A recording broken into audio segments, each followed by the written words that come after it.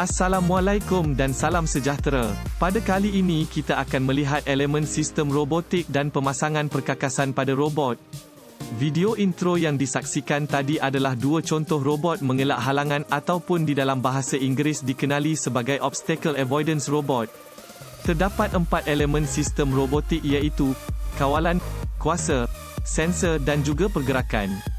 Mari kita fahami setiap satu elemen ini. Elemen pertama yang saya akan bincangkan ialah elemen kawalan.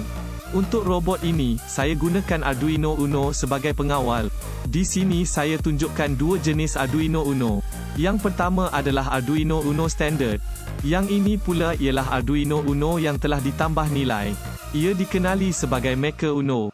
Maker Uno amat sesuai kepada pemula ataupun beginner untuk belajar memprogram Arduino Uno. Maker Uno didatangi dengan stiker penunjuk untuk memudahkan kita mengenal pasti pin input-output. Ia juga mempunyai LED tambahan pada pin 2 sehingga pin 13. LED ini akan menyala bagi menunjukkan aktiviti input dan output yang berlaku pada pin tersebut. Ini pula adalah motor driver atau dalam bahasa Melayu pengawal motor. Terdapat beberapa jenis motor driver yang dijual di pasaran. Untuk projek robot ini saya gunakan motor driver L298N. Motor driver berfungsi untuk mengawal arah putaran roda pada motor dan mengawal kelajuan motor. Motor controller L9110S ini pula hanya dapat mengawal arah putaran roda tetapi tidak dapat mengawal kelajuan roda. Dan ini pula adalah Maker Drive. Ia adalah motor driver L298N yang telah dipermudahkan atau ditambah nilai agar sesuai dengan beginner. Selain dari mengawal motor, kedua-dua motor driver ini juga mempunyai fungsi sebagai pembekal tenaga elektrik kepada mikro pengawal yang digunakan. Untuk robot yang kedua, saya menggunakan Microbit sebagai mikro pengawal. Microbit ini dipasangkan pada Yahbom Superbit. Untuk sensor pula saya menggunakan sensor ultrasound SR04P. Sensor ultrasound ini lebih baik berbanding sensor ultrasound HCSR04 kerana ia boleh beroperasi di antara 3.3 volt dan 5 volt. Manakala HCSR04 hanya dapat beroperasi pada 5 volt sahaja.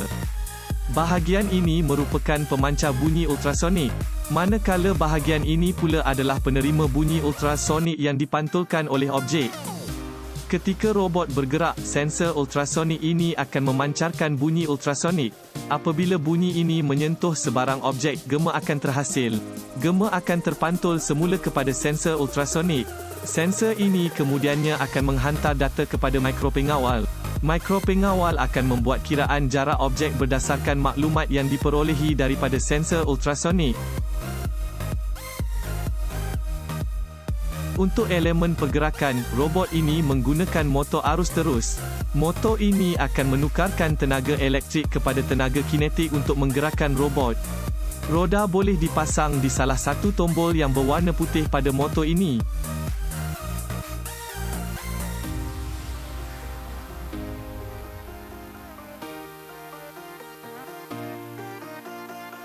Servo yang mengerakkan sensor ultrasonik pada robot kedua juga merupakan elemen pergerakan. Elemen yang keempat ialah elemen kuasa. Robot ini menggunakan bateri 18650. Setiap bateri ini mempunyai voltan 3.7 volt. Jadi jumlah voltan yang dibekalkan oleh bateri ini ialah 7.4 volt.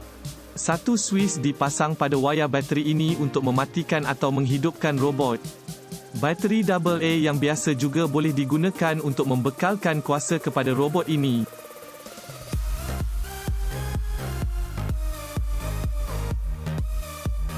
Motor yang digunakan beroperasi pada voltan 5 volt. Jika voltan bateri yang digunakan terlalu kurang dari 5 volt, roda tidak akan berputar.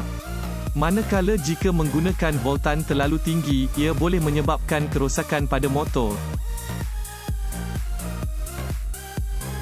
Mikro pengawal akan menerima input dari sensor. Ia akan memproses input yang diperolehi dari sensor dan akan menghasilkan output dalam bentuk pergerakan, cahaya dan bunyi. Semua proses yang dilakukan oleh mikro pengawal ini bergantung kepada atur cara yang telah ditetapkan padanya. Elemen sensor dapat mengesan rangsangan luar seperti bunyi, cahaya, gas, medan magnet, infrared, lembapan, suhu, dan lain-lain lagi. Sensor akan menghantar maklumat kepada mikropengawal untuk diproses. Elemen kuasa bagi robot ini terdiri daripada bateri. Pemilihan jenis bateri, nilai voltan dan kuasa bateri yang sesuai amat penting supaya sistem robot dapat berfungsi dengan baik. Panel solar juga dapat digunakan sebagai sumber kuasa. Elemen pergerakan untuk robot boleh terdiri dari motor, servo motor, stepper motor, penggerak, dan lain-lain lagi. Elemen ini membolehkan pergerakan pada bahagian robot sesuai dengan fungsi robot itu diciptakan. Sekian dahulu buat kali ini. Terima kasih kerana menonton.